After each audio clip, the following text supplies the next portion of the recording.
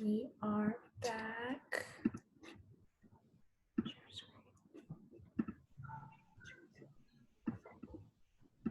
Okay, I'm here. You're here. Let us begin. We're at class 10. I don't know if that snuck up on anyone else, but a lot of you have been here since the start. It's been 5 weeks of Death and the Realms of Existence. Here we are on our last class. All things must come to an end. So yeah, here's class 10, and we'll review Tuesday just to get our minds in that space again. I'm really curious how it's been sitting with you all, and then finish up the 4 points of the death meditation. But before that, let's do a little mini meditation, and then I'll just take us right into the mandala offering from there, okay? So just get comfortable.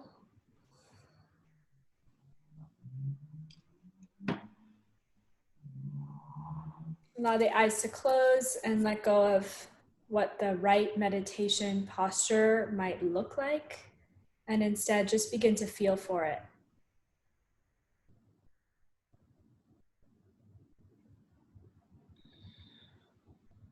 Start with the breath, deep in and out through the nose, savor it.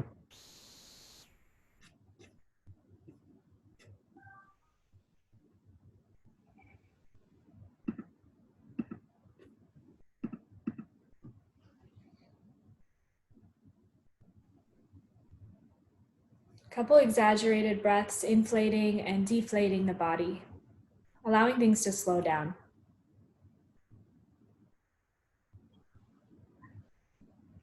Or speed up if that's what you need. So use the breath to calibrate here. Emphasis on the inhale and palms facing upward if you need some brightness, a little bolt of energy.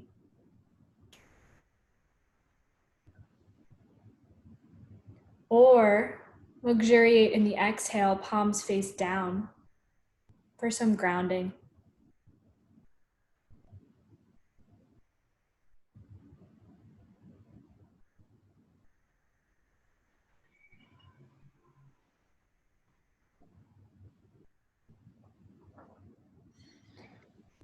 Let the day fall away, any swirling thought patterns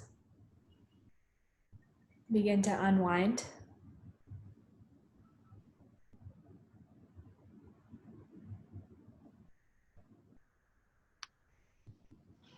And spend a moment just curious about the experience of being in your body.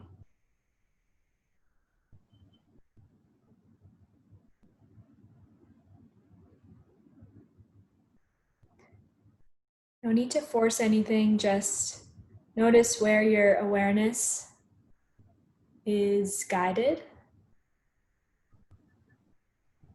And let that awareness bring about the state that it's asking for.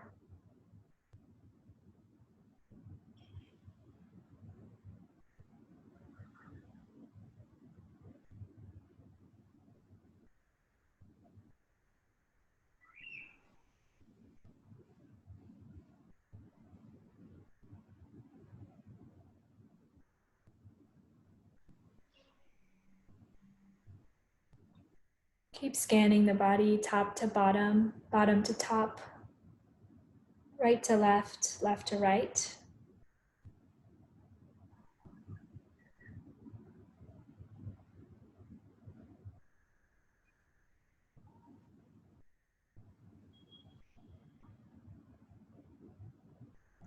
See if you can identify the center of gravity for you. Situate the spine around that, growing a bit taller, and relaxing all the facial muscles.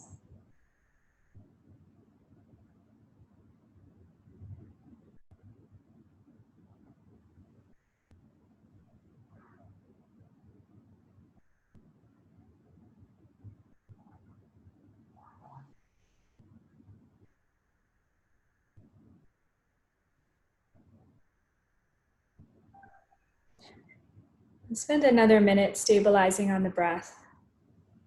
So the object is the sensation of breathing wherever it's most joyful and available.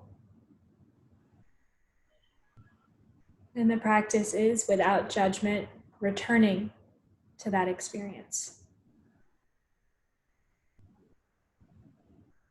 Anytime the mind wanders.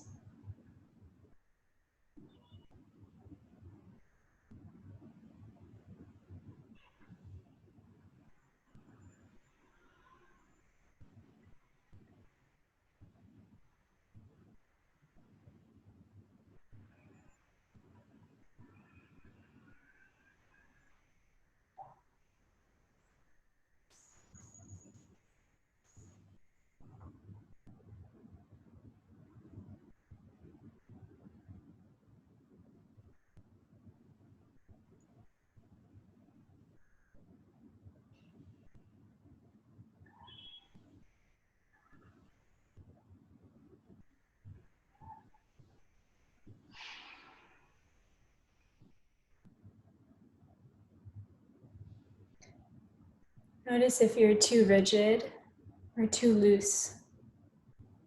See if you can find that in-between sweet spot.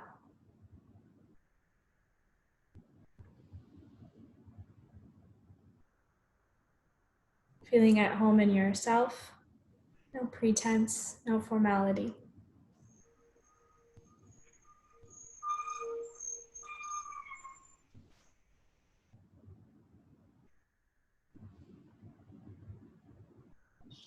I think all of you were there in class on Tuesday, so let your mind travel back to that moment. Recalling what hit you, what hooked your heart, the questions or the doubts that came up in your mind.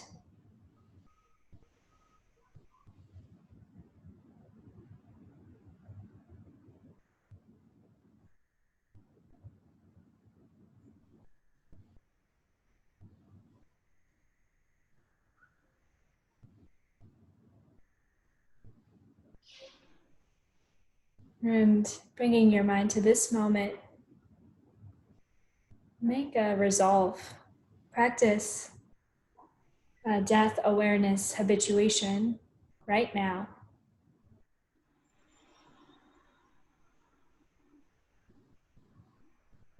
What if tonight were the night?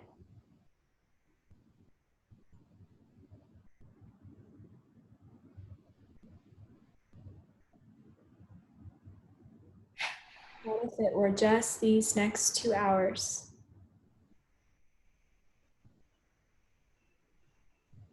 How would you hold your body? How would you hold your mind? How would you hold your speech?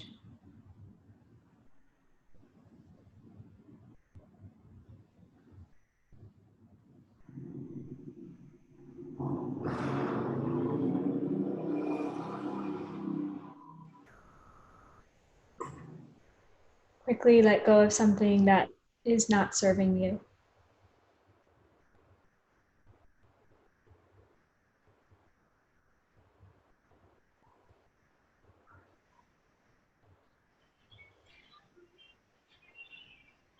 And connect with that deepest part of your humanity, your motivation for not just studying, but embodying wisdom and love.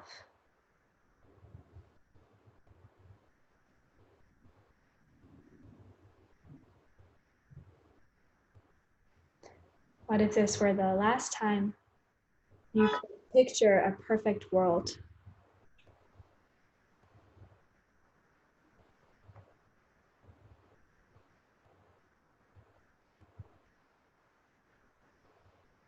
Using the clarity of your intention to transform absolutely everything, every being, every mind, every corner of the planet and beyond.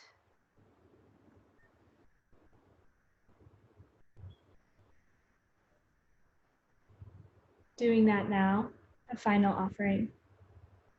and try to hold it for the duration.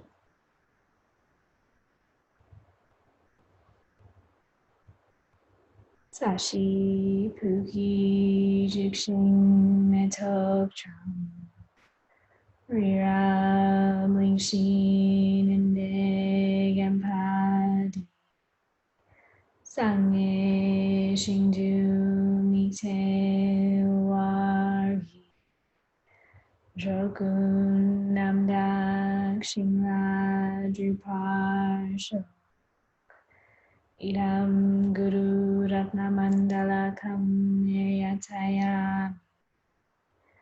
Sangye Chiram Soki Choknam Jangchu Bardu Dakni Kapsuchi Daki Chinyen Gipe Sanam Ki Drola Penchir Sangye Jupar Sangye Chiram Soki Chokam Jangchu Bardu Dakni Kapsuchi Daki Chinyen Gipe Sonam Ki Drola Penchir Sangye Jupar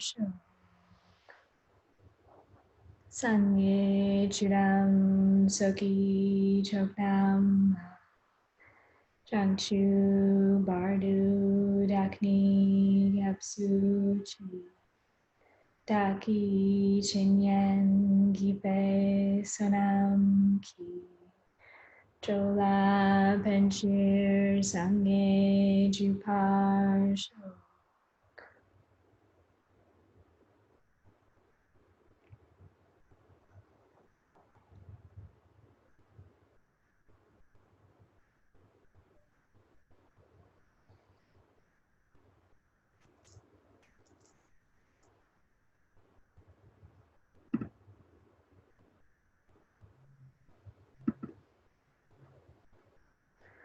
Okay. Hi to those who joined. Nice to see you, Diego. And Anna, Chloe.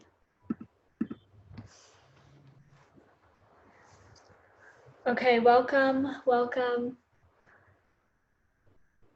As I said, it's really nice to see you all. I'm glad you're here. I was reflecting in just the day and I don't know, almost a little less than 2 days since we last saw each other. A lot can happen in that much time. Like my family went on a morning hike yesterday to this place called World's End. And we were driving there and my mom was sharing how she had just found out that her best friend's father had had a stroke. And I was thinking about you all the whole time. I was thinking about death awareness, habituation.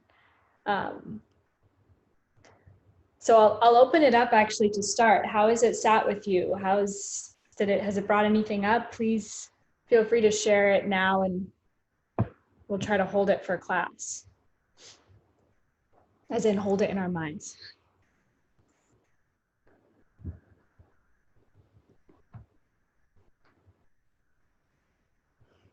Or not.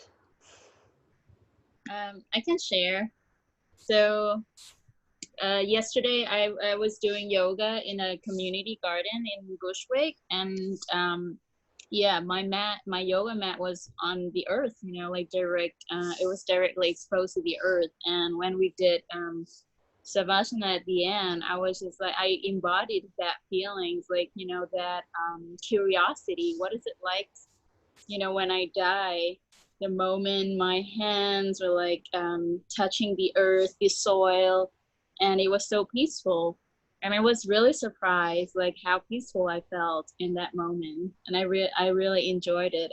I want to commit to like doing that every day before going to bed, or when I open my eyes when I wake up in the morning.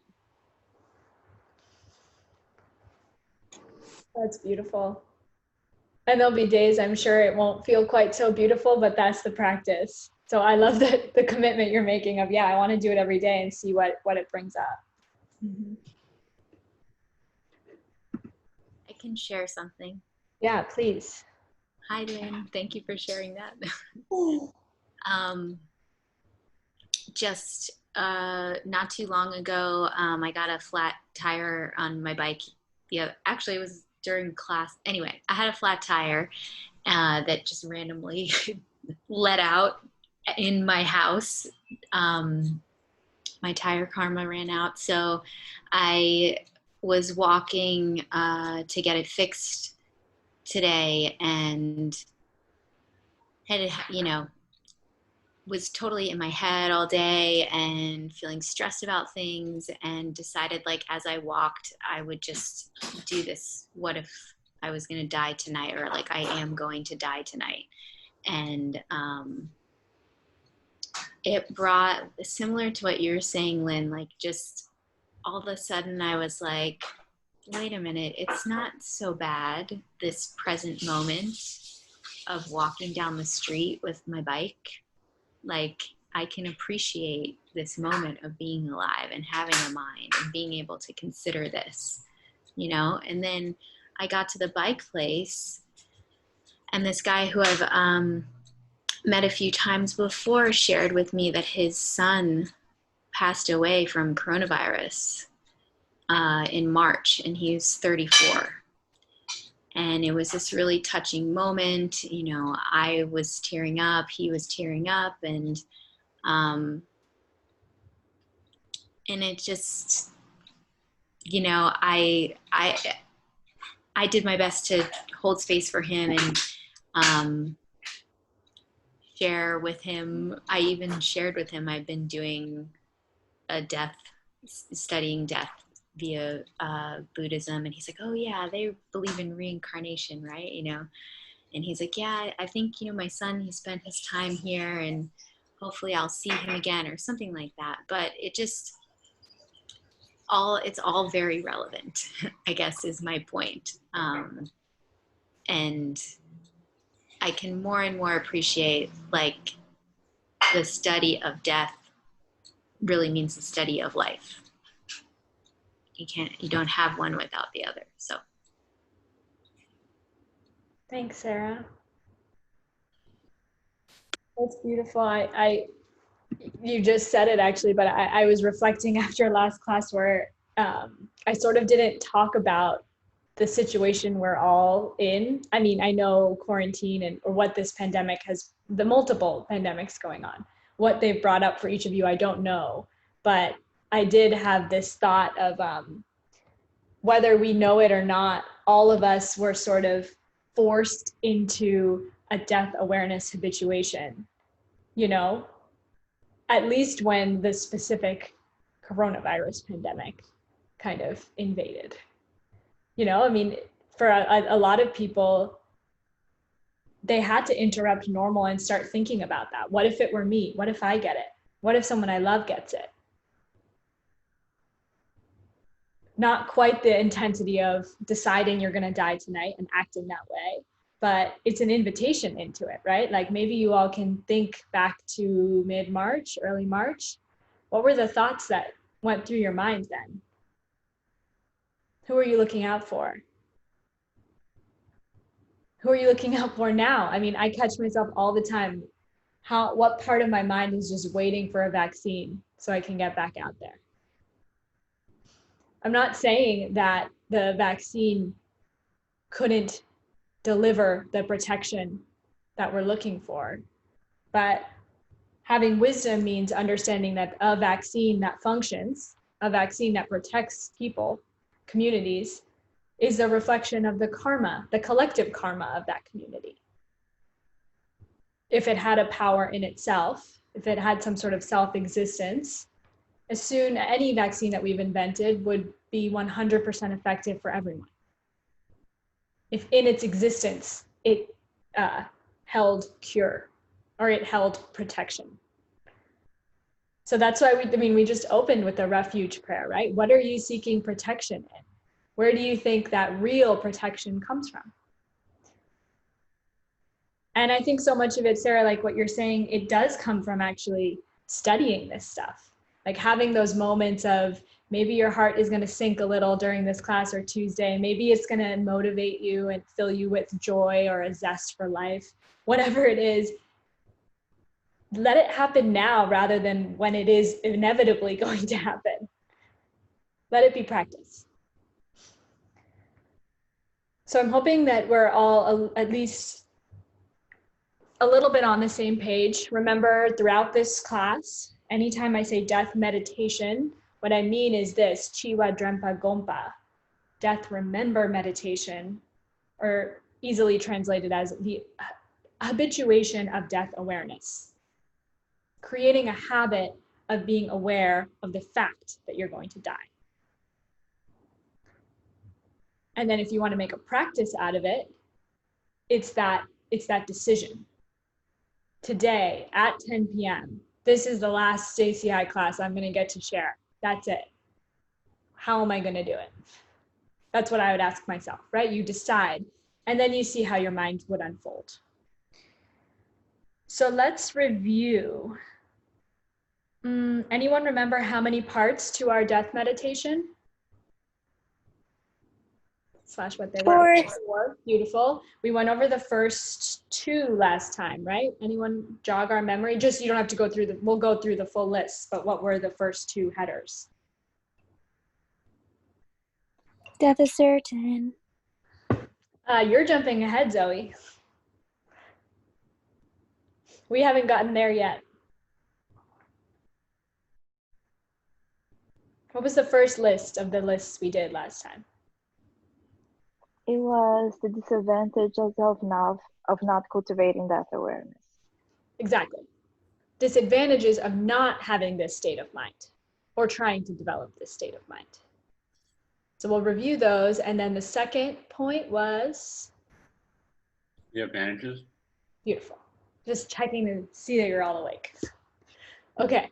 So, oh yeah, here you go. So these are the 4 parts. We'll review the disadvantages and the advantages. Then this is where we pause, but we're going to review what death awareness is and what is it not. Via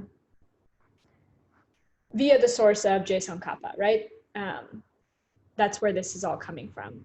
And then finally, Zoe, this is what you were just giving us a teaser into. Once you understand 1, 2, and 3 fully, right? Only once you feel a conviction in those first 3 things would you be able to embark on how to actually develop that death awareness. Like, what do you actually do once you've made that decision in your mind? I'm going to die tonight. So we're going to, I hope, by the end of class today, get there. Okay. So some of the disadvantages of not cultivating death awareness. Is it helpful? I thought it was helpful to just, I know we went over these in detail. I won't go over them in that much detail, but just to review, I do think there's also something, Je Tsongkapa tends to have this effect, but there's something about bringing our mind through the full teaching, right? It does something to your mind. So I'm just going to do that. And please, as always, unmute yourself. I'm tired of telling people to unmute themselves. I just want them to be able to talk and I can hear them. But unmute yourselves and just chime in with any questions or comments or contributions. So here's the full list. Well, let's go through it. Number 1, we talked about if I don't develop that habit of being aware of my death, deciding I'm going to die, I will inevitably get seduced by the smaller pleasures in life and not actually practice.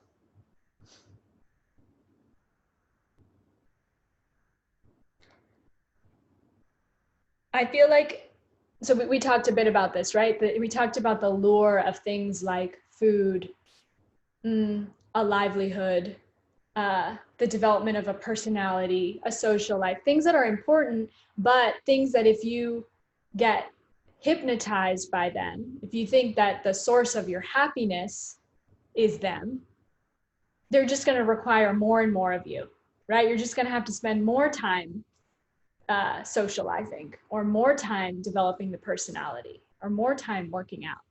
They're going to lure you in. And the other thing I think about here when, we're going to talk a lot about this tonight, don't practice. right? What is a practice? What does it mean to have a spiritual practice? Or what does it mean to find your Dharma, embody your Dharma? I'll put this out here and hopefully we can keep exploring it, but how much of your mind thinks that practice is something that you do? You know, like, oh, I wake up in the morning and I do my practice. It's a doing kind of activity versus my practice is a way of being.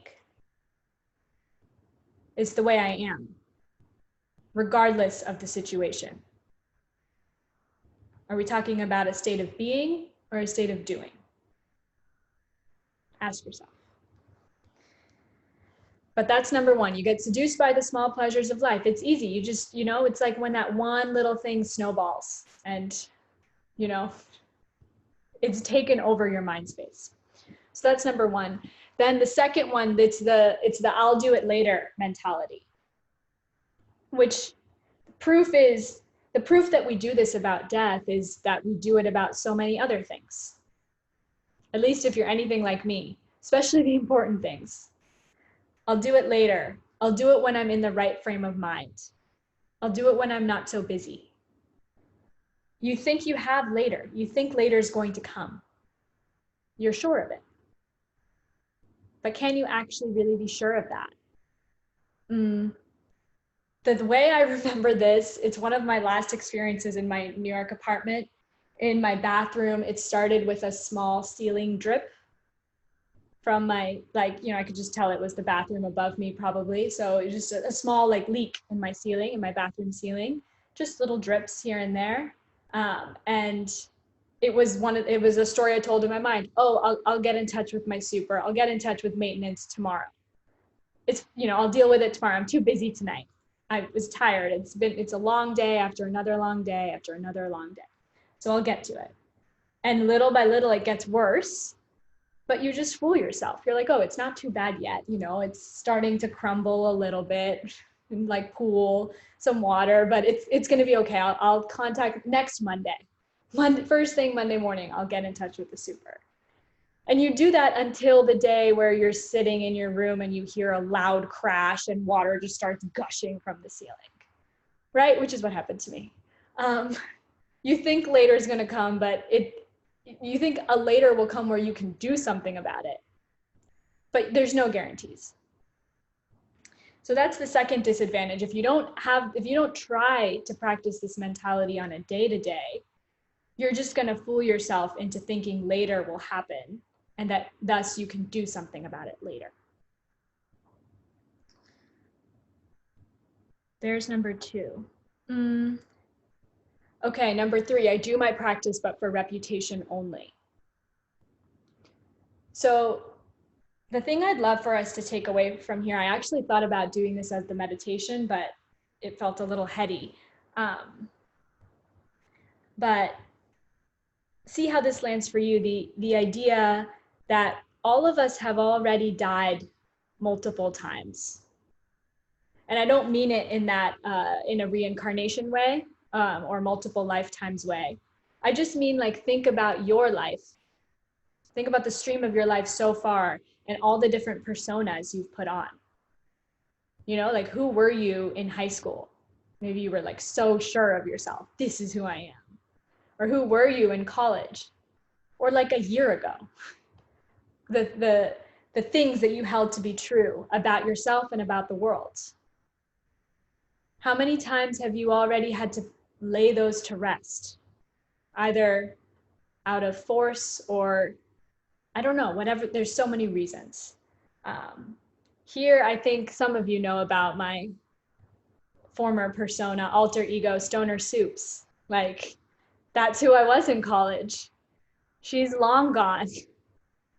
I love her. There's a part of me that feels like my first exploration into the nature of the universe came from some of the stuff that was planted in Stoner Soups' mind. I had no doubt that multiple people could be sitting in one room and we could each be having a vastly different experience of reality. Right? I just thought that the cause of that was drugs, which can't be true because then the same hit should hit everyone the same. If the cause was really the drug, if it was something external. But anyways, I had to lay stoner soups to rest, right? And then I had to, and then, you know, I went through some other more things, and now I'm trying to figure out how to lay spiritual soups to rest. Right? It's not about like creating another shell, creating another persona. Like, what would it be without any of those things? So I just say this to say you've already had to die multiple times just in this lifetime. And I think that when we can cultivate death awareness every day, you remember that, and then you get less attached to your current shell, your current persona. The disadvantage of not doing that is that you get really attached to that reputation. You do anything you can to build it up, even hurt others or yourself.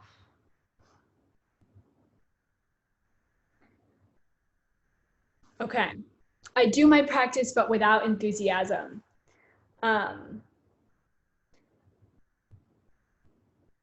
As I shared last time, when I think enthusiasm here, I'm not sure if everyone here has heard the 6 perfections, but it's a beautiful teaching. We actually have 3 whole ACI courses on it, right? Master Shantideva's Guide to the Bodhisattva's Way of Life goes through all 6 perfections, which are basically like the 6 perfected ideas in the mind of someone who is determined to serve humanity.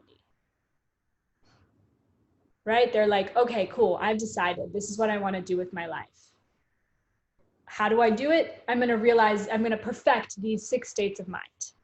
So number 3, number 4 I have to go through the list to remember.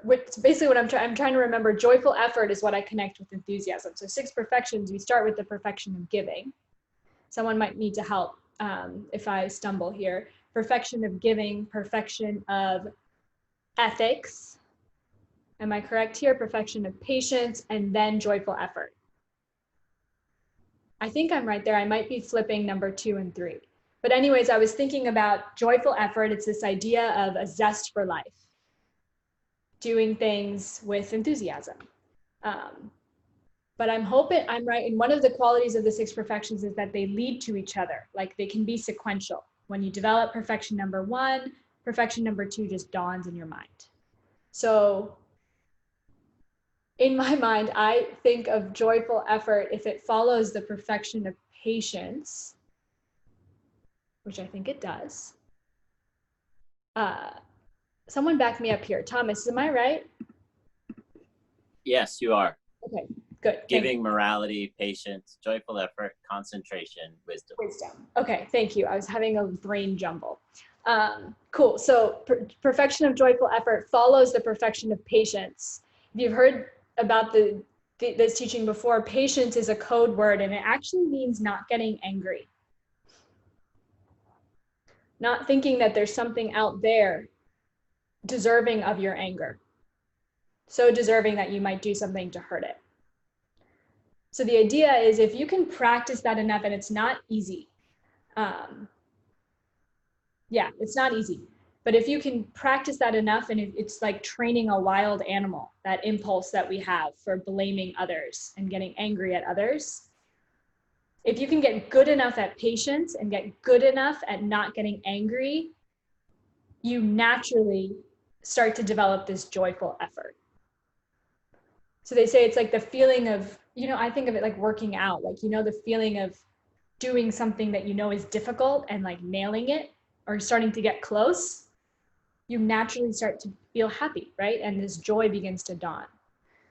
So anyways, that's all to say, this last one, if you don't cultivate death awareness every day, it's easy to dip into that sort of practice for the sake of practice, right? Practice for the sake of ritual or something rote, something even dogmatic at its worst, rather than this joyful enthusiasm for it. Okay. Then last 2, disadvantage of not cultivating death awareness, you get entrenched deeper into this life.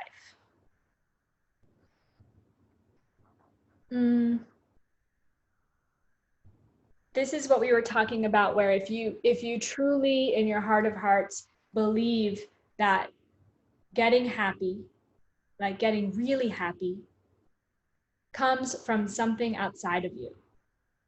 Like it comes from the job, or it comes from the partner, or it comes from the perfect apartment, or even the perfect society, the perfectly functioning government.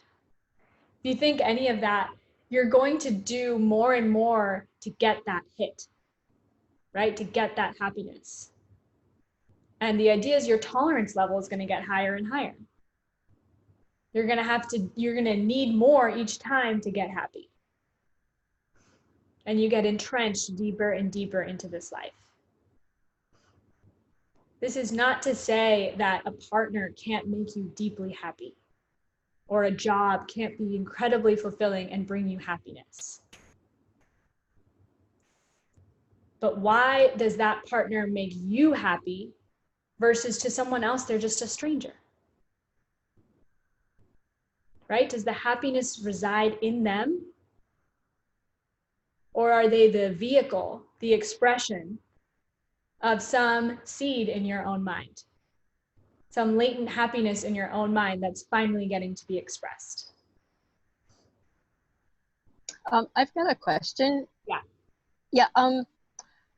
What would be the proper motivation to move toward those things in your life?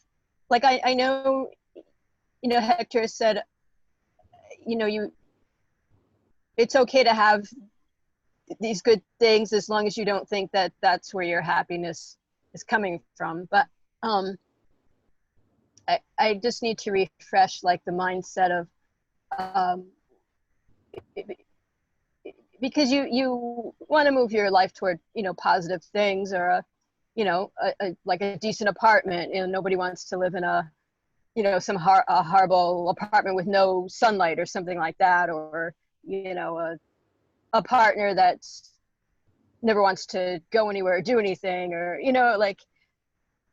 so if you're trying to bring better things into your life, I'm just trying to like intellectually understand like the difference between like a healthy mindset toward pursuing those things versus actually thinking that you're going to be happy and everything's going to be solved. I don't know. Do you understand like my? No, I do. And I don't think it's, okay. I think it's totally emotional and we all feel it. And I'm so happy you brought it up. And it comes up over and over in this class when Hector taught it and when Geshe-la shared it. So something that stuck with me was they said, I'll take the job, or, you mentioned apartment and partner, but I'll add to that list job, right? For a lot of people. Yeah, that too. That too. So first off, we have to remember like right livelihood is absolutely a part of the path and something the Buddha taught, right? Being able to provide for yourself, not have to rely on anyone else, and do something that you feel proud of, right? Not make that livelihood through means that involve lying or hurting others in an obvious or non-obvious way. So that's true. And Geshe-la says he believes that the modern office is the ideal playground for Dharma practice. As an office worker, I loved hearing that. But he said, yeah, the modern office is and I don't think it's just that. I think you can translate that. Instagram is the perfect playground for Dharma practice. Anything that appears. Why?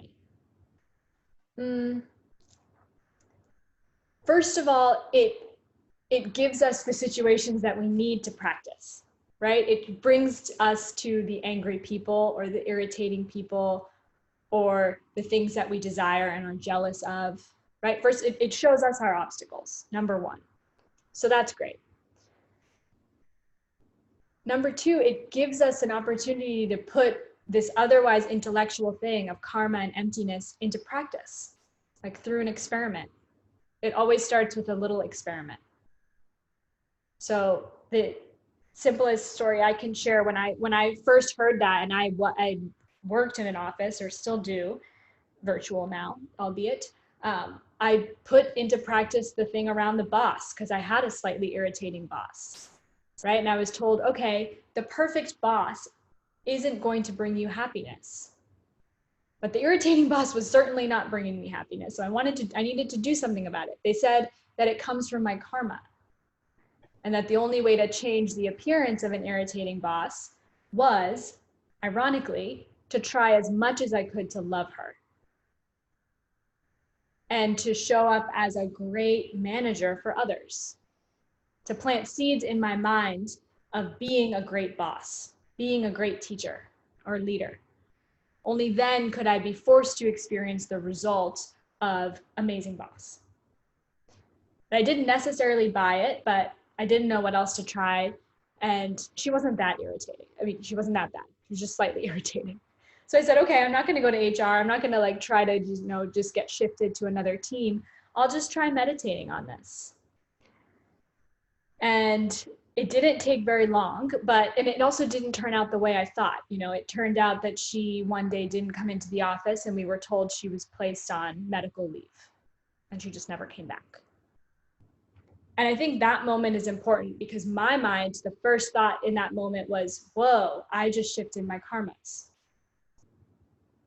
But to the person next to me, if I just told them, they'd be like, no, Supriya, it's just kind of a weird coincidence. You were just meditating about her for a few weeks and she happened to be put on medical leave. Like those two things just happened. Obviously you meditating about her isn't gonna make her go away, which is true, right? Is it a pen or a chew toy? My point being here, I think that the more we get to use the situations in our life as playgrounds for Dharma practice, the more we get conviction about the interconnectedness of all things. And you get a conviction that this is reality.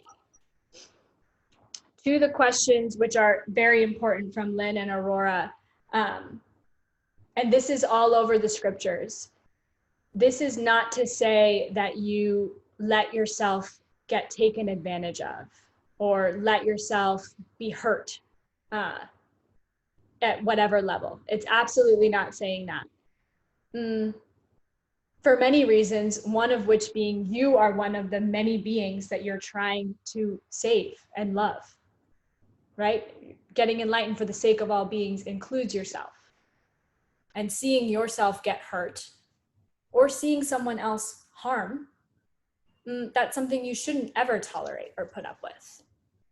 So it is absolutely not condoning unhealthy relationships in that way. And if what it demands is removing yourself or removing someone else, you absolutely need to do that. It's very clear. And yes, Thomas, I think that's perfect. Get out first and then evaluate the karma behind it.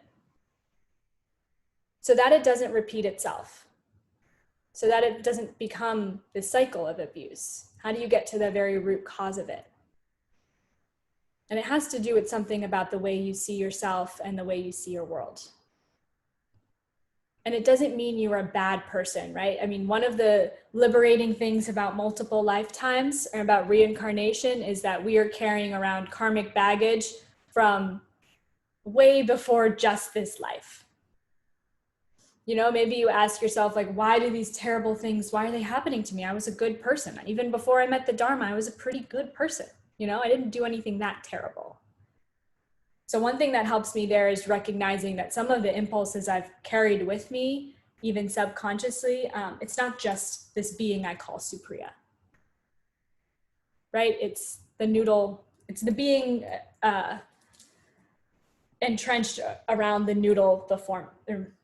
Sorry, I'm getting my words jumbled, but hopefully that communicated. Supriya. Yes. Yeah, I love what you just said in response to that question. And I would love to hear you share about, I'm just curious of your response when it comes to collective karma like that. So let's say,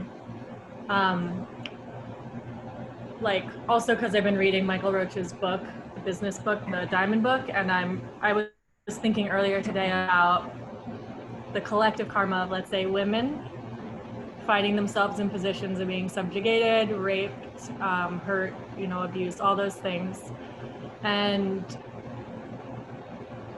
you can't get out first before you evaluate the karma necessarily, but I'm curious just to your response, like what is the what does the Dharma say, or what did the Buddha say around collective karmas that have been harmful? And how you evaluate that. Yeah. Thanks for that. And I'll just share the thoughts that come up. Anyone else, please chime in. The one thing to remember with collective karma, it still doesn't allow us to put the blame on anyone else, right? But all it's saying is that if there's an experience that we can take as common, that we see that many people have as a valid experience, well, that makes it some shared perception that we're having. So in that way, it's this collective karma. My response to collective karma is still the 4 forces, which we went over. Like, I would purify collective karma the same way I purify personal karma, which is that I see it. I see that since it's in my world and since it doesn't affect everyone proportionally, I have to identify that it's empty of a nature, that it's this caused thing, and then work backwards from there. So like, for example, that's why I think reparations is this beautiful, it's beautiful. It's exactly the karmic antidote to the collective karma of oppression, right? It's that step number 4 in the 4 forces. So I take it the same way. The way to engage with and purify collective karma is the same way to engage with and purify personal karma. Can I interrupt? Mm-hmm. I have a very strong dislike. I've never been taught that there is such a thing as collective karma. Shared perception is a much better phrase. Collective karma, to me, in English, seems as though you and I, at some point in the past, created the same karma, and it's linked together, and then collectively at the end of it, we go through that experience. And that's not how karma works. So if people are thinking of collective karma as a me, her, him, they over there are all sharing this one karma and it's going to come to fruition, that wouldn't be correct.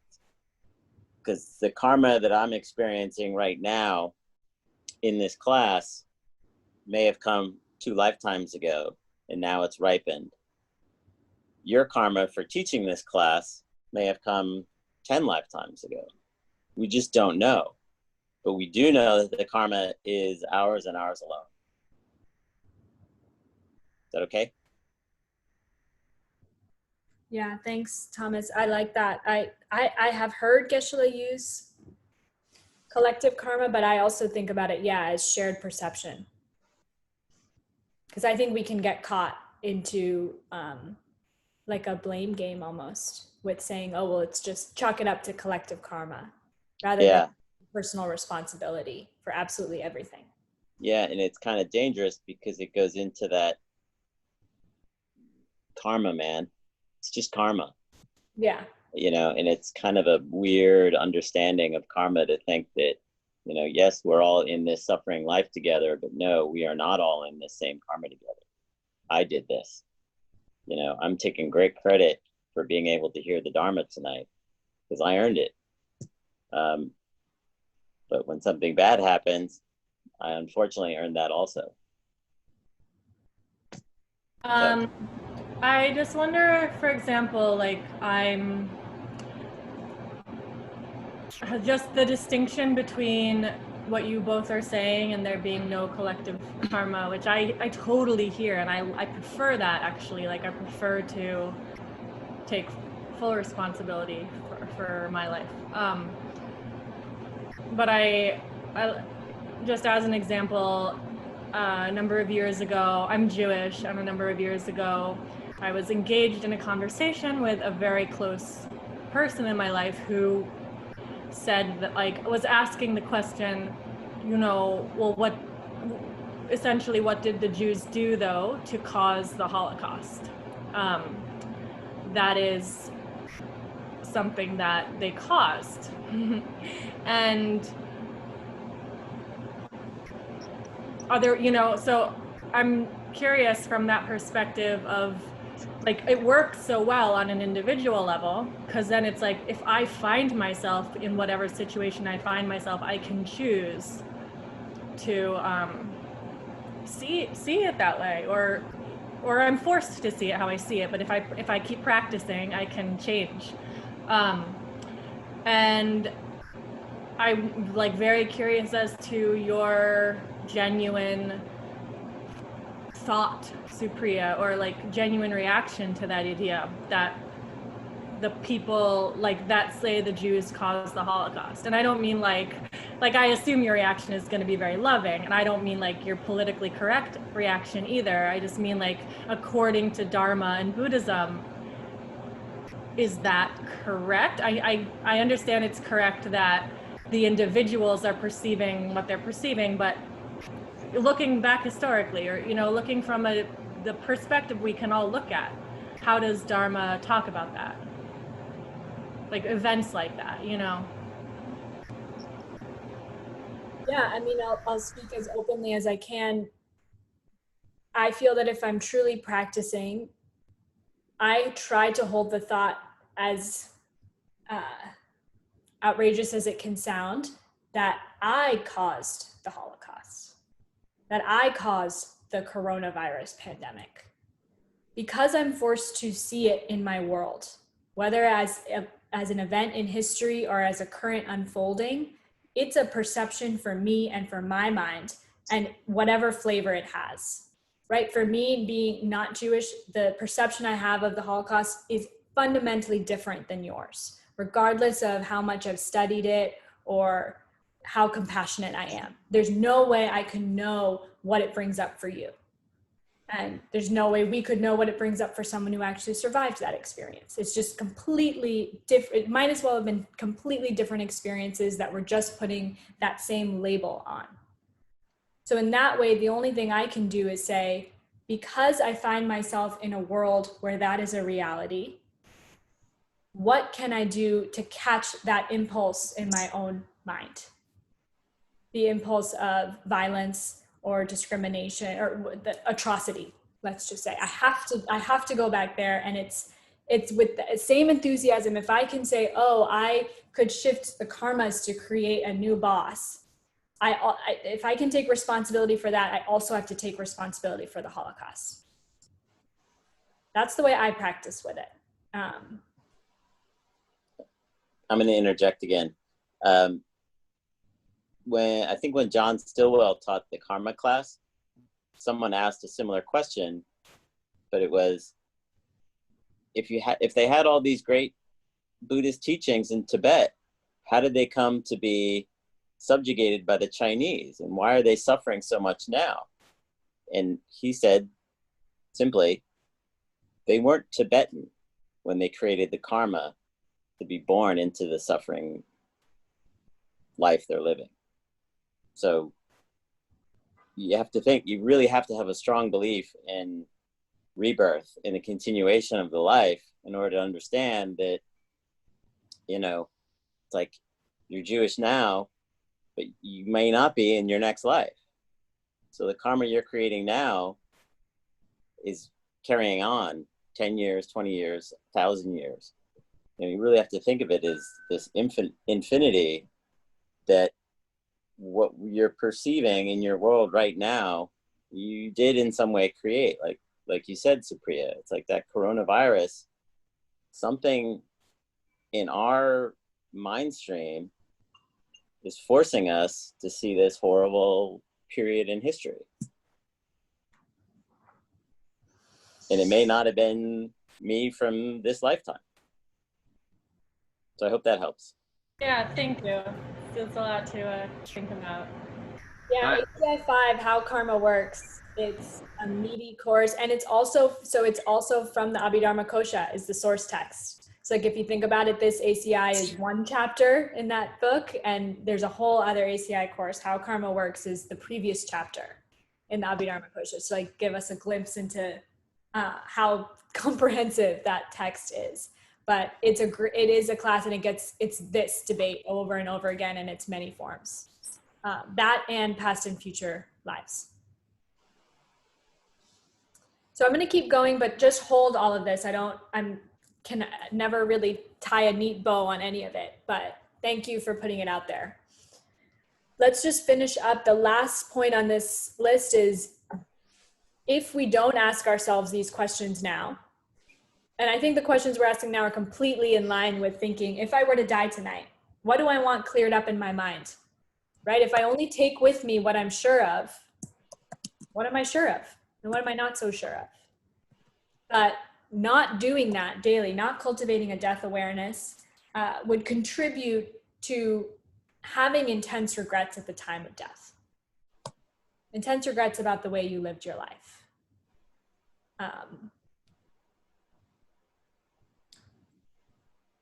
I'll try to sprinkle a little positivity in here. We talked last time, the reverse is also true, right?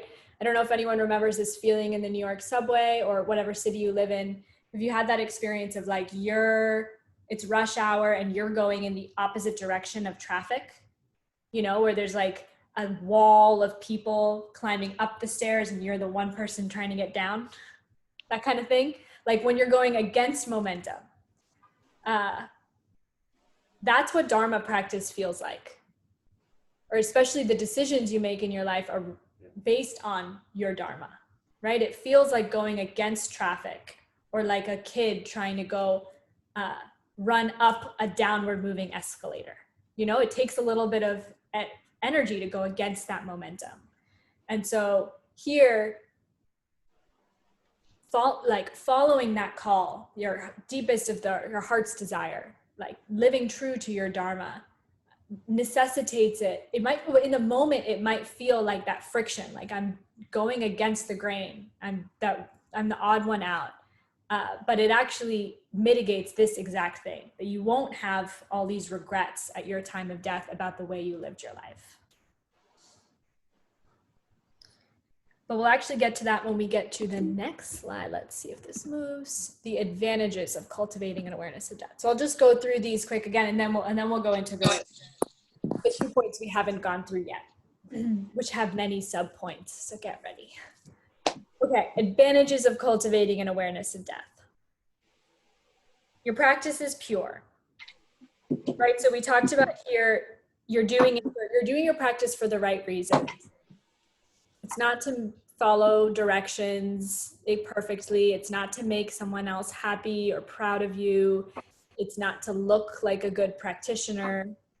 The thing I keep in mind here, I don't know if anyone else has ever done this. It was my roommate's idea actually, but last Halloween, we hosted a death salon at our apartment. Where we invited a bunch of close friends, and it was a really beautiful evening, and the whole idea was to talk about death in like as open of a way as we could. And so there were many components. Like there was one portion where we got to share like from our own cultural experiences, how do we consider death, and learn that way. But the night ended with this activity where we paired up and each of us got a blank fill in the page obituary, and we got to write our own obituary. And then we would switch with our partner. So let's say I was partnered with Mackenzie. I write my obituary, I give it to Mackenzie, I lie down in Shavasana, and I hear Mackenzie read back my obituary to me. And it was so powerful. Like it was so illuminating the things that, you know, you had to just take a snapshot in time. You had to say, oh, okay, you know, Supriya is hit by a bus on that day, 10 p.m. This is what she leaves behind. And how attached I was to that, or how that voice in my head that told me I hadn't done enough. So So one of the advantages of actually cultivating an awareness of death is you let go of that. You let go of that need for approval or those external milestones to hit with your life. And you begin to practice, you begin to care a lot more about your internal world. And thus your practice is pure. And so this actually improves your practice, brings us to the next point, your practice gains power. This is, to David's point, this is that thing of the Master Shantideva story, right? Of being able to walk across a room. I think the story, I've heard the story, not just a bowl of water, but actually a bowl of hot oil. And that if someone were at your neck with a knife telling you walk across the room and don't spill a drop, you wouldn't if you had that pressure, right? And that's the pressure, that's the electricity that a death awareness gives you day to day. You can do things that you thought you couldn't do. The boring stuff or the difficult stuff, right? Like the stuff that maybe requires courage. So your practice gains power. It actually helps you get started. I definitely actually felt this since Tuesday. I really tried my morning practice. It was much easier for me to just like bright-eyed, bushy-tailed, get to the cushion early morning and do my practice. Like it really did help me get started to think about that. I don't know how it landed for you all. It helps you get started. It keeps you going strong in those inevitable points in your practice where things feel a little lackluster. Especially, it gets you to the end. Here, there's so many analogies here. I mean, if you're a runner, I feel like you feel this way too, you know, before like the last quarter, you know, of the run where everything feels floaty and you have the high, there's a little hump you need to get over, right? Same thing about spiritual practice, whether in deep retreat or day to day, that it gets you to the end.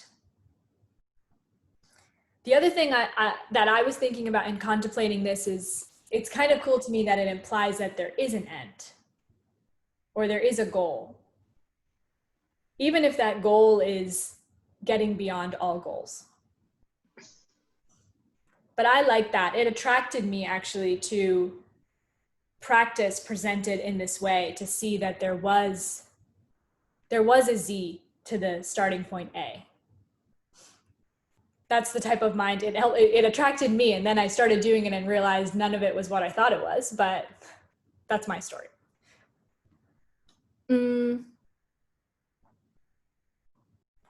I can't tell if the chat is questions or contemplations.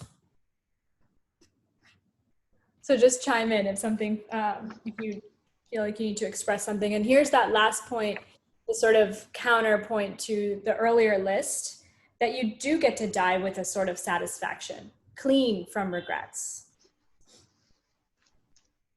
I really think, for me, when I think about this, it's two things. One, your life is well lived because you're reaping the results of a regular death awareness habituation, right? If this all is true, really having I'm just going to say to shorten it, really having a daily death meditation practice should serve to make you a better person. Then you already are. You all are already incredible people to be here right now, like wanting to engage with this stuff. But it sweetens you even more. And as a result, you are going to get results from that. Right? If every moment you have this presence, like Sarah's story with the bike shop, like that exchange, it didn't have to happen. Maybe it wouldn't have happened if you didn't have that frame of mind that day. And imagine the solace that you might have given to that man in sharing what you did. That has to have a result. And because of the intention with which you did it, it's going to have quite a strong result. So on the one hand, you're dying with satisfaction because you're like living in this garden of life that you've created. You know why those things are sowed where they are. And on the other hand, when things do fall apart inevitably, which they will, you won't be caught off guard because you would have thought about your death every day. You'd be like, well, of course things run out. Of course things are leaking out at all times, like a device running out of battery. So it doesn't surprise you. So Yeah, Geshe-la says it as death itself confirms that Dharma, finding your personal Dharma is the best way to live a life. I have a thing that keeps coming up in my mind. Yeah. This is like all very resonant and valuable, death meditation, being aware of the fact that I will die. And then there's this other thing, which is like something that's just been coming up for me personally lately, which is amidst the pandemic and this sort of strange Groundhog Day feeling, there's this thing that I have to keep telling myself and keep really like working at, which is like, tomorrow morning is still really important. And like thinking that way, as if tomorrow's coming and that I need to be like ready, and like even thinking of like just the things I do for before bed as a way of like preparing so that I can have like a decent morning. You know, it's almost the opposite. It feels motivated by the same thing, but it's definitely not a death meditation. It's definitely more like a tomorrow's inevitable meditation. And I don't know how those two things kind of balance each other. I wondered if you had any thoughts. Yeah, I mean, I don't think they have to contradict each other in two senses. So one, if I really do go to bed at night thinking, oh, this is it, I will feel quite happy when I open my eyes in the morning. Like it truly will be a feeling of, whoa, cool, I get another day. So that it's like almost uncontrived. So that's one side of it. But the other, which I think you're hitting at, is what we've talked about in the whole course before now, which is that death isn't an ending point. It's a reset button in this system, right? It's not, it is this final moment to this thing formerly called Supriya, but it's not just blackness, voidness, right? It's not that everything ends, but rather at least if it goes on unexamined, untrained, if the mind has to go through that experience, it simply restarts again with some of the same habits, the same impulses, the same imprints that were there before. So in that way, what you're saying, what's the last imprint I want in my mind? If I know with certainty that it's going to flop over into the next moment. That next moment might be the morning, or it might be the moment after I die. I experience this thing called death. So in that way, every single imprint is ultra precious. And I think that practice, what you're saying, is it's exactly what you do. You go to bed loading your mind with as many strong imprints as you can, right? That's the point of, in Tibetan Buddhism, in our lineage, we call it coffee meditation or tartuk, the idea of a rejoicing meditation as your head hits the pillow. So it's sort of like what we do at the end of class, where we muster all the goodness that we just marinated in and give it away. And the idea is, can you do that as you go to sleep? Could you do it at the moment of death? Could you spontaneously have the thought, every good thing, I hope someone else gets it. Every good thing that came out of my life, I hope someone else can enjoy it. And if I must die, then could something else die with me? Right? Like you're absolutely, so I think what you're saying is you're training exactly for that moment. So it's a beautiful practice. Those are my thoughts on it. Thank you. All right, let's go to point 3, right? Okay, so we've done, out of Je Tsongkapa's 4 points of death meditation, we've done disadvantages, advantages, right? All of that was review. So now going into what death meditation is not, that's what we'll do first, versus what it is. So Je Tsongkapa is very clear that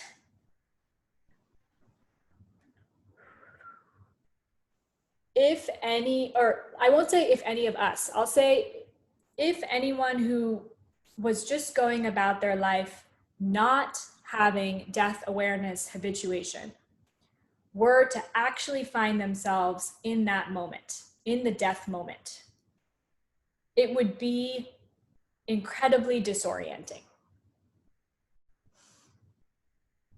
So the way it's described, you know how, I mean, even our language will say things like, well, he died in, you know, it was a peaceful death, right? Or if you know someone who was in a lot of pain, right? And it's like, well, it's good that they're out of their misery. They're in a better place now. Unfortunately, at least from like a scriptural point of view, that's not exactly what happens. For the majority of minds, that moment of being ripped away from everything you ever knew, every person you ever loved, anything you ever worked for, any beliefs, all of that, it's very painful, it's very disorienting. And that's even before your body begins to break down, right? So we've talked about this throughout the course, but this, it's so important. It's like hinges on kind of a real ability to practice with this death awareness habituation, which is that, yes, the mind is related to the body. Yes, this body, this brain is the physical basis for my mind, but it is not my mind, right? It's Abhidharma Kosha. There's mind stuff and there's physical stuff. And so the real the most tragic separation at this moment is not me being separated just from all the people I loved and all the things I worked for and my personality and such, but it's actually that separation of mind and body. And in the West, we would talk about it as like, well, the electricity in your brain, right? Your synapses begin short circuiting. I don't remember what episode it was, but I once listened to this really fascinating podcast episode where a neurosurgeon or a neuroscientist, I think she was a neuroscientist, found herself in the middle of a stroke. Like she was experiencing the stroke and she was like studying herself as she was going through that experience, right? Because she, like, this was her field. So she could get this, she could sense how her brain was short circuiting and how her sense perceptions weren't functioning in the way that they used to. And like up until the last moment of consciousness she had, she sort of could narrate, at least internally, what was happening to herself. And she had this real understanding of what happens there. And it's very similar to what the Abhidharma Kosha explains, like this set of hallucinations that begin to happen when we lose touch with our sense consciousnesses. And then our brain, the physical basis for the mind, begins to break down. This is all to say, very naturally, quite naturally, if you have not thought about that moment before, like if you've not done, like, for example, what Lynn was sharing, practicing for that moment, or at least letting your mind go to what would it be like, quite naturally, you will feel a sense of panic and terror. So the point here is that what death meditation is not is trying to simulate that fear at the moment of death, right? There might be some like misconceptions that, oh, that's what death meditation is. I have to bring myself into meditation, pretend to die, and see how scared I'll get. And so Je Tsongkapa is very clear. You do not need to recreate the panic and terror that you'll feel at that moment. He's like, you don't need to meditate on that. It's just quite natural. If you haven't developed any sort of training, it will just happen automatically because of the hallucinations that you're forced to undergo, the disillusions, and then the things that actually create that, which are grasping to all the things that you're losing, right? The like sticky label on the jar while the goo-gone of the moment of death is like ripping things apart. I don't know if that metaphor is landing. If you were there on Tuesday, you know what I'm talking about. Great metaphor. It's really helped me. So that's not what death meditation is. What is it? This is covering my screen, and it's what we've, been hinting at, but the idea is this conviction that death isn't an end button. It's just a go back to home button, right? It's just a life reset button. And so there is something that is going to sustain after death. It isn't just a reset like you get to start fresh, right? If that were true, then small children, like infants, you wouldn't see any preferences or, proclivities within them, right? They would just be like blank slate. And that's not the case. We don't see that. So there is something that continues. Absolutely proven that the physical basis ends. Like very easy to prove that. No problem with that. But that doesn't at all prove what happens to the mind or to consciousness.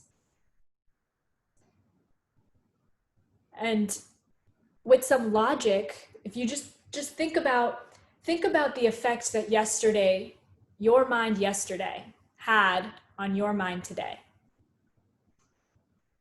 Tell me that there isn't some through line, right? You just have to think about it a little bit to just get to the conviction of what you place in your mind at a previous moment affects what happens in the future. And that's true even for the threshold of death. So what death awareness habituation is becoming hyper focused on the things that will actually affect you after you die or as you go through that moment.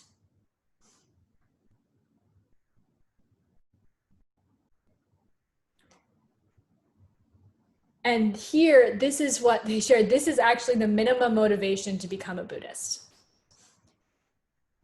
Nowhere in the scripture, nowhere in the Buddha's spoken or written words, sutra or tantra, is it about optimizing your experience of this life, getting the most out of this life. That's not what these teachings are. Ironically, if you do these things, that tends to happen. But that's just a karmic side effect. It's absolutely, the focus is on this thing that does sustain. That's yours and yours alone. And so here the point is actually, they're talking about how this death awareness habituation, it's the foundation for everything. So it's the foundation for whether you're striving for nirvana. It's also the foundation for trying to become a bodhisattva. If you don't care about your own death and think about it and prepare for it, don't make the promise to save others from suffering, to save others from death. It's just not possible. This is the minimum motivation. And when I say to be a Buddhist, as in to have this practice, to do this practice and have it do something to you in turn.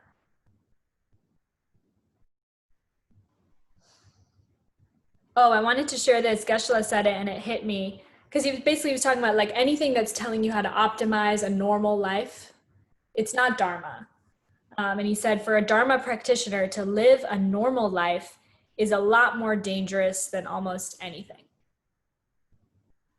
Like we think there's all these things out there that are quite dangerous, but actually giving into the forces of normal, whatever you call normal to be, maybe normal is the hold of the patriarchy or the failures of capitalism or whatever that voice in your head, whatever normal is, those forces, I'll call it samsara.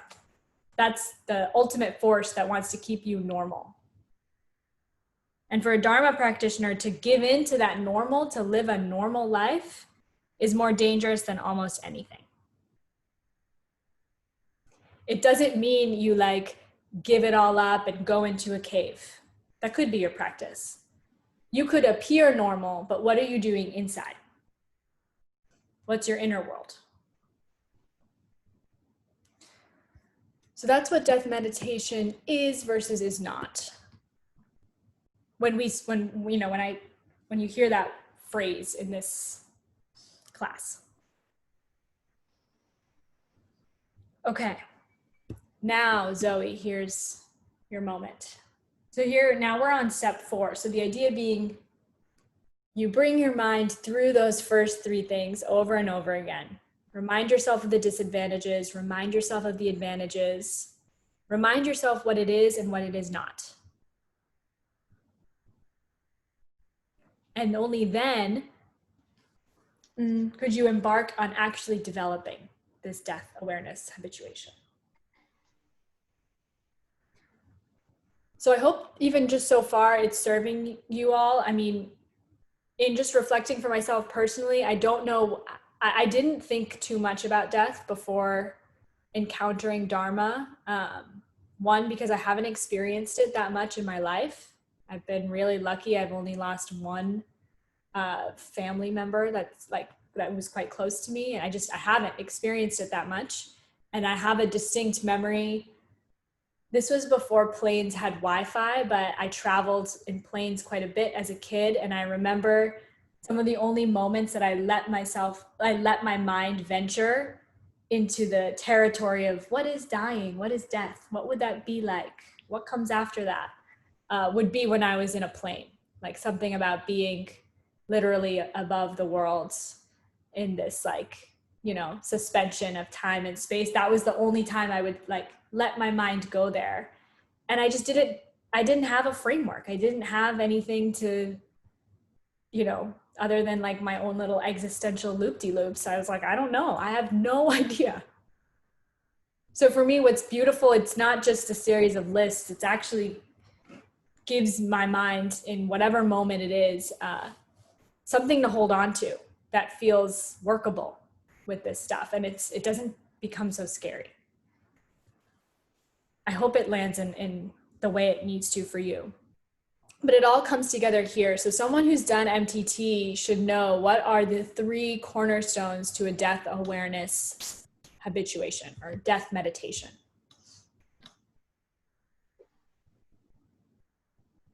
It's a list of 3, and each of those have 3 sub points. So it's actually a list of 9, of course.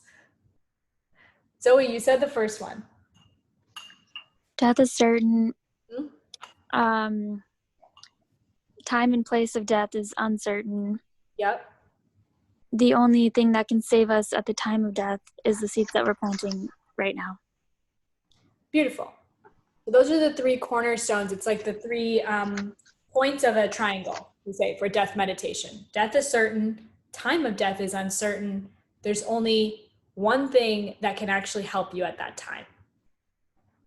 And we'll fill in the blanks. So there's 3 points for each of those. But here they are for you in the Tibetan. Nepar Chiwa, death is certain. Nam Chi Ma Nepa, time of death is uncertain. And place, Zoe, you added that. I think that's true. And let me see, you all are covering. And Chuma Tokmi Pen, when you die, you can't take anything with you, anything asterisk. Right? You can take something with you. Something does sustain. The only thing are the karmic imprints upon your mind, AKA the echoes of everything you've ever thought, said, or done. On those, you don't get a reset button. Those you carry with you, that karmic baggage.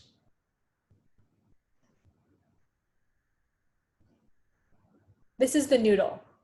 When I say the noodle, beginningless and endless, the thing you do take with you, that's what I'm thinking.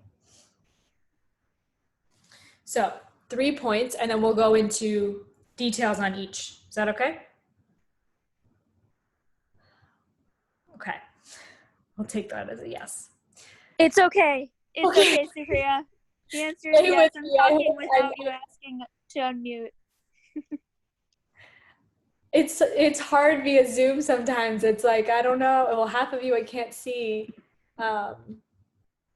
So I'm trying to just beam love out of my eyes. I know this is not, I don't know. I don't know how it's landing for you. For me, it feels nice because it feels true. It's nice to just talk about this thing. It's so much better than small talk. I mean, not that I've ever felt that this class has been small talk, but it just feels real.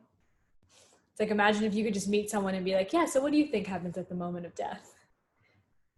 You could get to know who they really are so much faster, so much deeper. So we'll go through each one. So this first point, death is certain. And the idea here is probably when you saw those 3 phrases, you didn't have any objections. right? Death is certain, time is uncertain. There's not much that can help you at that time. But as you do this practice, if you make a daily practice of it, there's going to be days where you're not as convinced. So these subpoints can help you. They'll just be more in your arsenal. So death is certain. These are the three reasonings around that statement. So for 3 reasons, death is certain. Reason number 1, nothing can stop it. So here they say when the time comes, when it's your time, there's nowhere you can hide. Like there's no corner of any planet in any world, Abhidharma Kosha says, where you can hide. At that point, like at that final point, it doesn't matter how much money you have, right? It doesn't matter if you can get access to the best specialists. If it's your moment, if it's that time, it's the time. It doesn't matter how smart you are. It doesn't even matter how kind you are at that time. You can't do anything to stop it. So then it might bring up in your mind, well, maybe you could do things to delay it. But then the second point that comes is you actually can't add any time to your life. The point being here, like we think we're doing this all the time, right? I don't know if this is just my office, but something that people have taken to saying at meetings, like, if we have a half-hour meeting and it ends up just being 15 minutes, they'll say something like, oh, I'm going to give you 15 minutes of your time back. Or like we have this thing of like, yeah, we can get more time. You can buy more time, right? And this is reminding us that actually every experience that you're having is one experience closer to the last time you'll ever experience that. Right? Every ACI class that we had just brought us one step closer to the time where the karma that we have for this to come together every Tuesday and Thursday evening and do this is running out. And every time we came together, it leaked away. Just like a battery draining out of a device. And it's Can I ask a question quick? Yeah. Would it be true to say that we're planting the karma for this to happen for us in our next life? So it's like it's running out, but we're also charging at the same time. Yeah, beautiful. That exact question came up. It comes up every time in this class. So you can't add time to your life conventionally. Let's put it that way. Right? In a normal way, if you think that Dharma class comes from logging in, clicking join on the Zoom link and coming here, then every Dharma class you're having is just bringing you closer to your last Dharma class. Right? Then it's just you using your phone, but never plugging it in to charge it. You're just letting the battery drain, not realizing that those karmas are running out, never recharging them. Right? So in a conventional way, you can't add time to your life. You can't add, you don't know when I was thinking about this, like, I don't know when the last time was that I hugged someone without a mask, with abandon, just like hugged them, right? I didn't know the last time I was stepping into the 3 Jewels studio was going to be my last time for a while. And so if you think that way, if you think that every time was your last time and you act that way, you end up planting the seeds to perpetuate that experience. Yes, right? If in this class you're actually having the motivation of putting these things into practice, or even better, sharing it with someone else who would want this knowledge, then you're guaranteeing yourself more Dharma classes. You're plugging in the charger. But conventionally, you can't get anything else. You can't add. Yeah, thanks, Mackenzie. Hey, Supriya. Yeah. I'm curious why you said even better sharing it with someone. Like you said, if you're trying to practice, or even better, wanting to share it with someone. And and I've heard this like pattern before of like sharing it being better than practicing it. And I'm curious what the Buddhist backing for that idea is. Yeah, I mean, well, I really just repeated myself, like practicing it is sharing it. If it's true that the only way I get anything in my life is by having an imprint in my mind of having given someone else that thing. Like I am feeling very refreshed from this iced tea, but someone who's allergic to nettle, this wouldn't be refreshing for them. So why am I finding this to be a refreshing experience? You have to ask yourself that.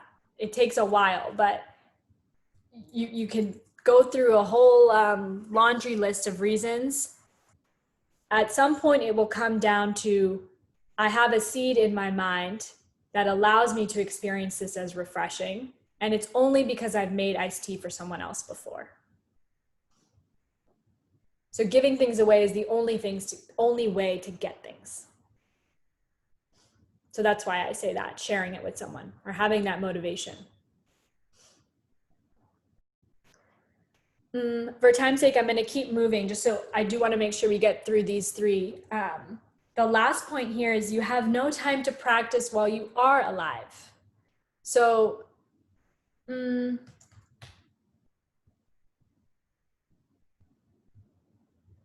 okay, yeah. So here, the point here is like, I don't know if any of you have had, those days where it's an off day, right? Where you're like, oh, okay, I have the whole day in front of me. I can do anything, unstructured time. And you still find yourself where like, I see Sarah raising her hand. Maybe today was that day for you. But like still maybe by the end of the day, you look back and you're like, where did it go? Like what happened to all of that time? And so it's that feeling of like, even while you are alive, even if you were to get this sense of death is certain, nothing can stop it. I can't even add time to my life. It doesn't matter at a certain point how healthy I am or how well I eat. I'm just marching closer and closer to that moment. You realize I don't even have time to, like, I'm already too late. The day you decide to start practicing, you're too late. You do it anyways, but you're too late. Geshe-la talked about this, which really hit me because I just cashed in all my vacation days to go on retreat. But he was talking about, like, what are 2 weeks of vacation a year? Like, what can you even do with that? If you want to do serious practice, like serious, change my mind, change the way I operate in the world and perceive things kind of practice. You need time. So those are the 3 subpoints to death is certain. Nepartiwa. Now, time of death is uncertain.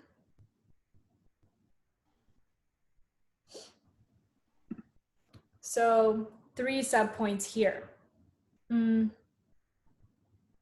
First, lifetimes are not fixed.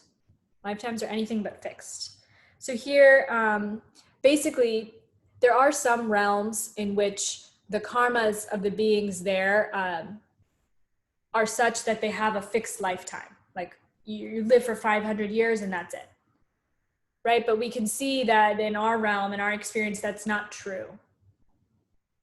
So we don't know how long we're going to live. And there's sort of two things here. So 2 points within point number 1, lifetimes are anything but fixed. One is that it's the nature of our karma. It's the nature of being bound by karma for things to fluctuate. And as such, the length of a life will fluctuate. Right? We find that if you look throughout history, you see average lifetimes have fluctuated. And we'll say things like, oh, well, that's because of the plague, right? That's what shortened lifetimes at that time. And now we have, medicine and technology, and so we have a longer lifetime. What this is saying is, sure, the plague is a reflection of the karmas of those beings to be forced to have a short lifespan. It's not because of the plague. It's just the way their karma has expressed itself, and vice versa. So lifetimes aren't fixed in that sense. It's that over lifetimes or generations, karmas fluctuate. But then even on a day-to-day level, we talk here about there's no proper order to the way we see people dying.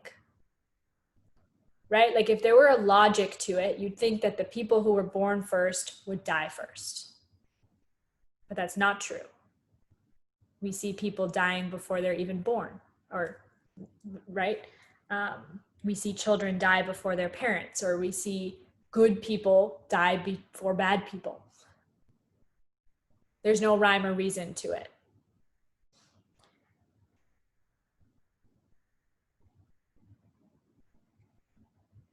So yeah, again, karma there. It's this karmic predicament, like asserting itself, right? Unfolding. I feel like I see it in the paper all the time about, especially about the coronavirus, that there's no rhyme or reason to it. It's like flummoxing, you know, scientists and doctors because it's so erratic. There's no pattern to it. And that it's exactly that. It's the beings are forced by whatever's in their own mind. There is no logic to it other than that, other than the logic of karmas. So that's the other point in lifetimes are fixed.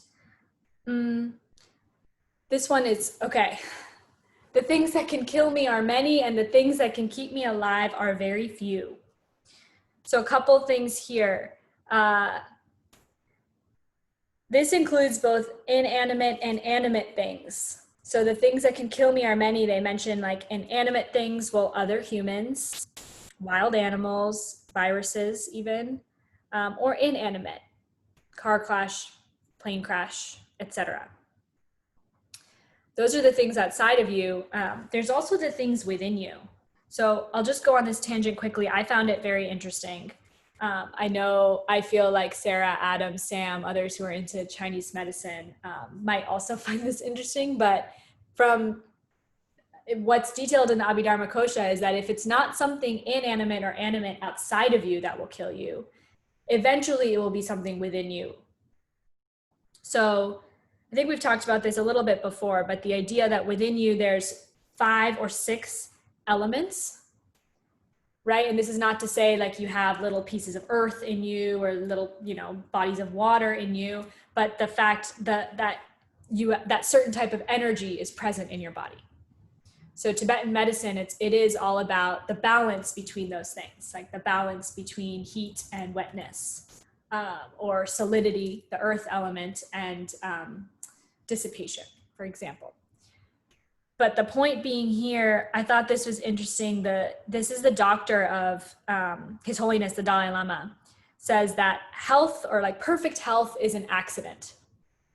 Like perfect health in a human body, all of those 5 or 6 elements being balanced, in balance with each other, is completely an accident. And the natural state is dis-ease, is disarray. So it's either going to be the chaos outside of you that kills you, or eventually it's those very forces within you that are going to get you. If you've noticed, like on the title slide, Yama, the Lord of Death, or the guy who's clutching the wheel of life, this is what he's supposed to represent. He's not some monster outside of you. It's actually this truth that if it's not something outside of you, it's going to be the very forces within you that will eventually lead to this thing as you know it, dying. What do I have to say here? Anything else? And the things that keep me alive are few, yes. This is related to the third point. The things that keep you alive are few, and your body is extremely fragile. Couple things here. So it's basically saying, think about the fact that anything that can keep you alive can also kill you. Like name anything that can keep you alive but can't kill you. right? Like, okay, the car is keeping me alive. It's getting me to where I need to go. Well, only until it crashes. Or the food's keeping me alive. It's nourishing my body. Well, only until it chokes you, or you know. So that's one line of logic there. But then the other thing, remember when we were, was this here? Yes, this is here. Remember when we were talking about the kalpas and like the formation of the world and the destruction of the world and how we're in the degenerate age, right? Does anyone remember where one of the points there was that food and medicine stops working the way it used to? Right? Like they still exist. They're still out there. There's still a supply of them, but they're not functioning the same way. So like we, might call that antibiotic resistance. But it's completely in line with this train of thought that if we as a species have taken the planet for granted, taken others for granted, killed others to nourish ourselves, the inevitable karmic result of that will be that we find the things that are supposed to keep us alive not working.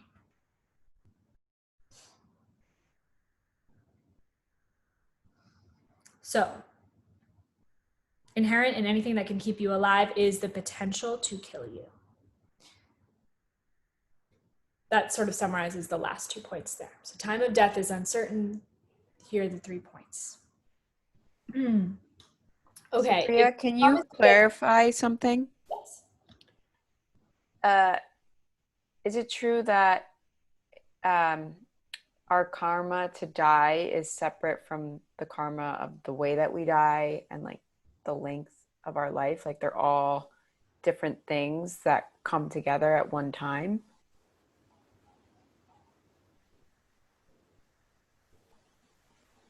I think so. That's a cool question. I think about it as causes and conditions, or principal cause and contributing factors. So it's like, yeah, we are marching toward this inevitable thing, but the specific arrangement of that moment for you, it's all still determined by karmas, but yeah, it would be a collection of karmas. I think that's fair. Yeah. They say that there is one specific karma, like a projecting karma, that determines the primary flavor of your next birth, your rebirth. And that's the one that's drawn like out of a lottery. They say literally it's like that. Mm-hmm. Which is why, let's say, a practice of ordained life would start to make sense, right? Where you're rigging the lottery, where you're making the majority of the options something virtuous, something that is, but that's not the only way. Thanks. Yeah. Okay, I promise it gets sweeter. I hope we can get to the end, because remember the point is to not have to do any of this.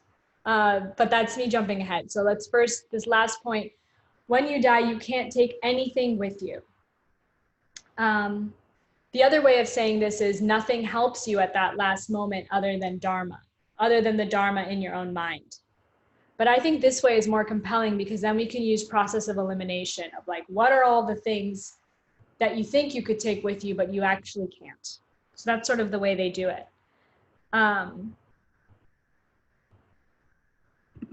So they say, and I mean, it feels obvious when you see it laid out this way, but see how much it actually is a truth in your mind.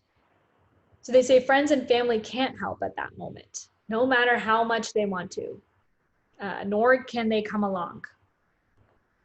And they say, what's worse is, and I saw this happening. I was mentioning my mom's best friend, her dad, after the stroke, it was bringing back for her hard memories, because she lost her mom to a coma. Like her mom was in a coma for years and wasn't able to recognize any of her children or any of her family. So they say at the end, it's not even just that friends and family can't help you. You might not even be able to recognize them as such anymore, right? You lose the karmas in your mind to even recognize the people who love you and who you love. So they can't help.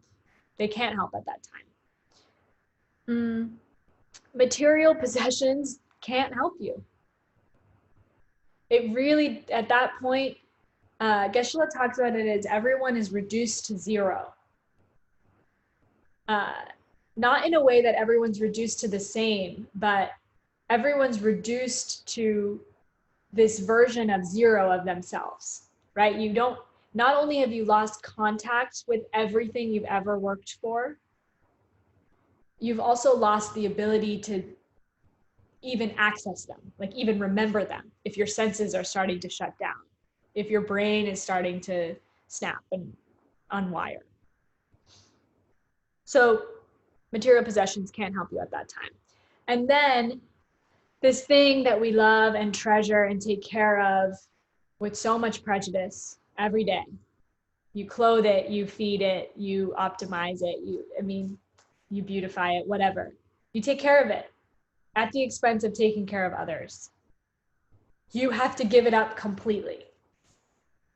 Like every single molecule of it.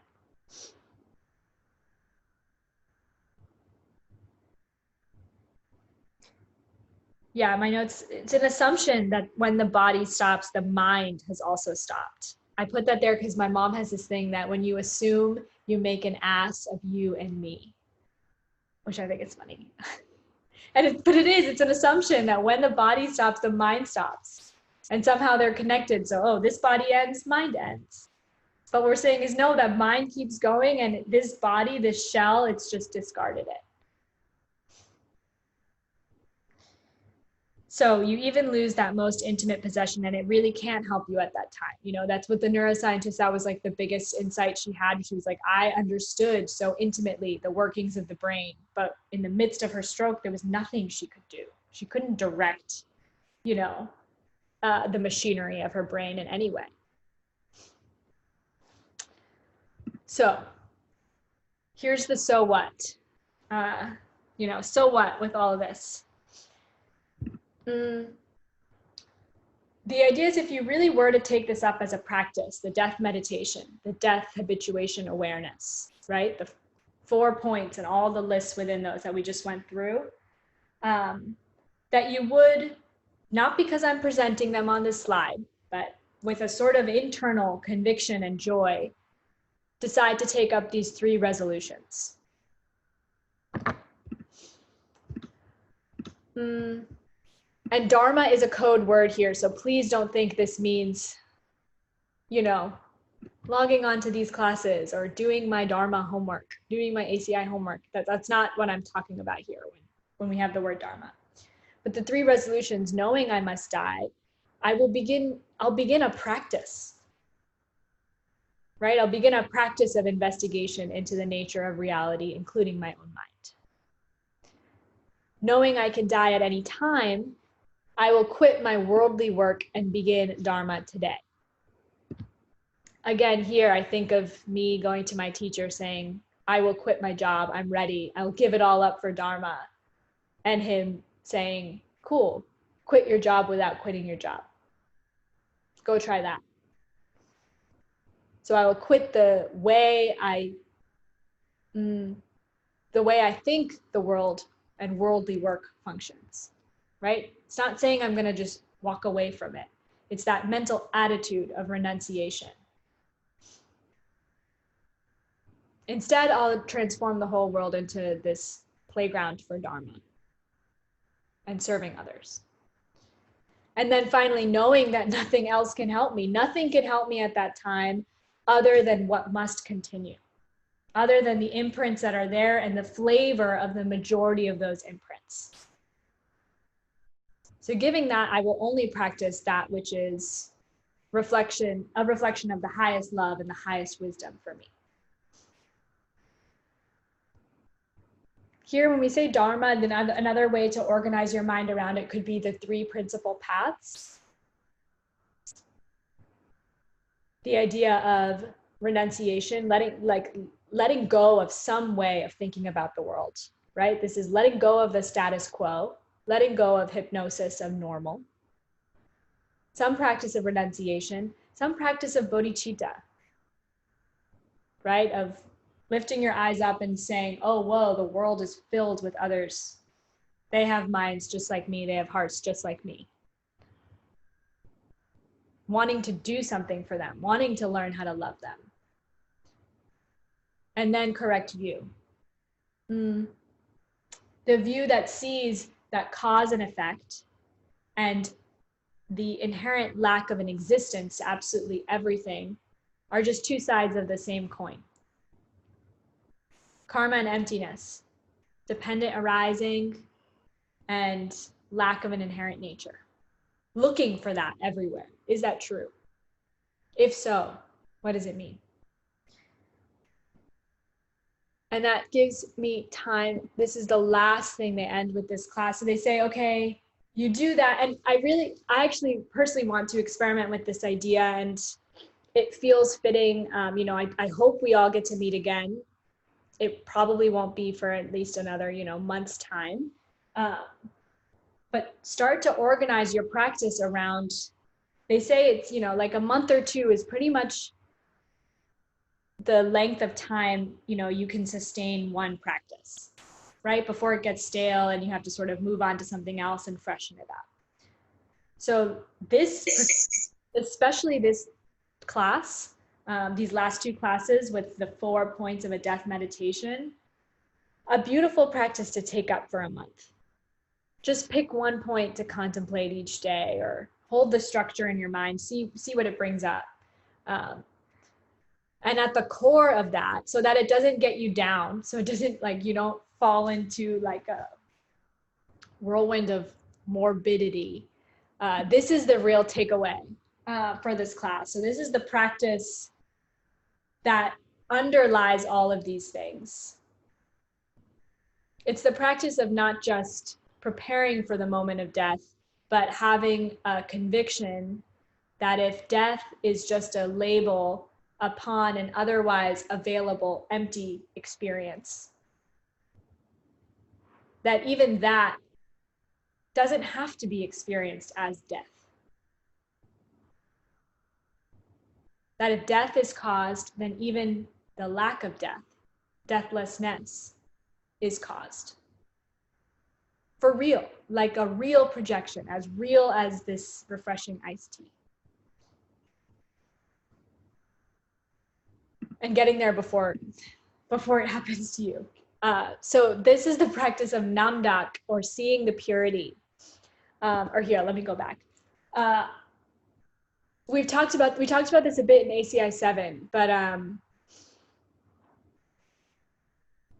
maybe it's just me and my family, but I feel like a lot of conspiracy theorists are like coming out of the woodwork, or we just have more time, so we notice them more, but like there's conspiracy theories flying around.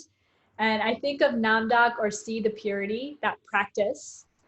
It's like the conspiracy theory to end all conspiracy theories. And now I'll put this here. The idea here is you walk around the planet, you walk around your world, and you decide to see every detail of everything that's happening to you as this secret message leading you to your own enlightenment. So every person you see, whether you like them or you can't stand them, you ask yourself, why are they appearing? What are they drawing out of me? What if they were a being outside of space and time and the cycle, just in disguise? They have all the time in the world. They're just hanging around trying to get me to learn something from this moment. And seeing everything and everyone as holy in that way. If they truly are the rungs in the ladder that you are using to climb out of samsara, in that way they are holy. They're precious. And deciding to see that all the time. That practice, and it really is a practice, it's not easy. But it's that, it's the opposite, it's pronoia, exactly, Sarah, I knew you, yeah, it's the opposite of paranoia. It's this pronoia that everything that's occurring is getting me to wake up. Ram Dass's language, it's all grist for the mill of awakening. something like that. And getting the sense that, like, for real, not fooling yourself. Like, how do you see the purity in the coronavirus pandemic?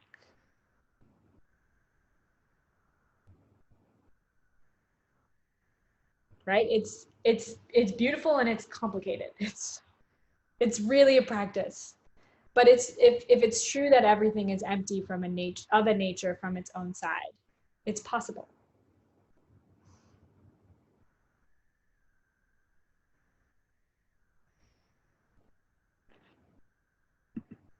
And it's 9:31. Okay, I'm a minute over. Let's dedicate, and then for those who need to run right after, know that it's completely optional, as everything in this course has been, but next Tuesday, we'll do a review of the whole course.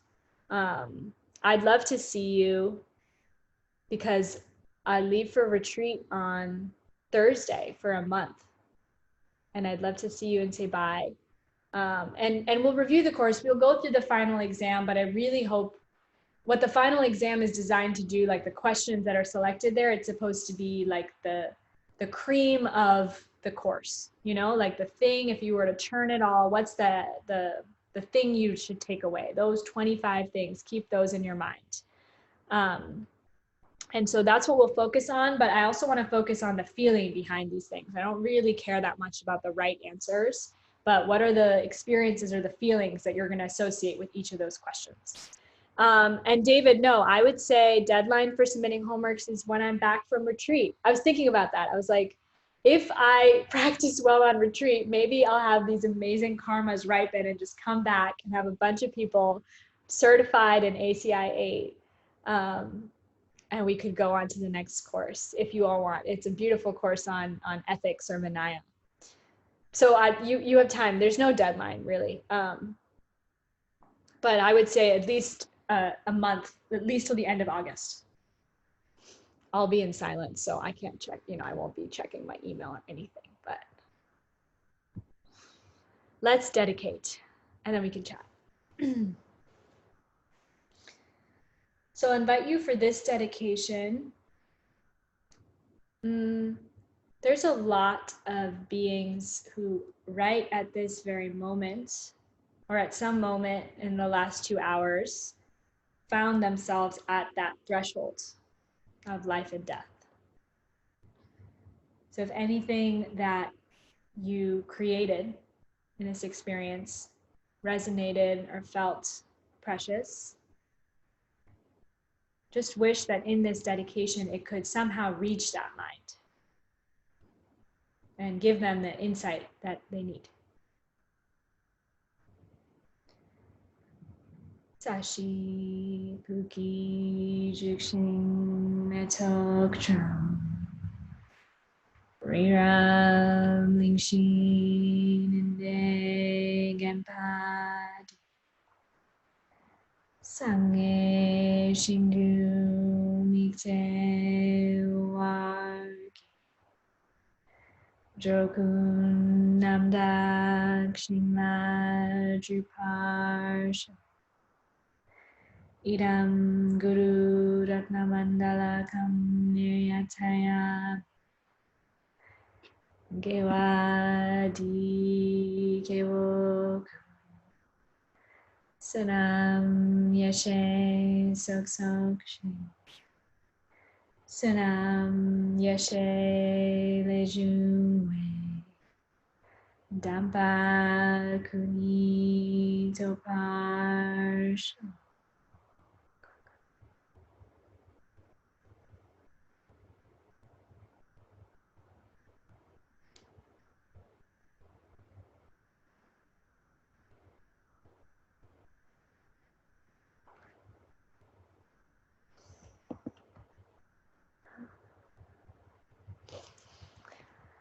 Thank you all. Thanks for coming and pretending that you have questions, and in that allowing me to try to share and learn and practice. It's really, yeah, it's really indescribable how I see you all. Thank you. Thank you. This is what I said before. Next Tuesday, same time, same place. We'll do a final review of the course. I have a question. Yes, I'm here. It's more back to the collective karma. Yes. Concept, but it's kind of more neutral, I guess. Like how did we kind of touched on this when we talked about the world systems from the Abhidharma, but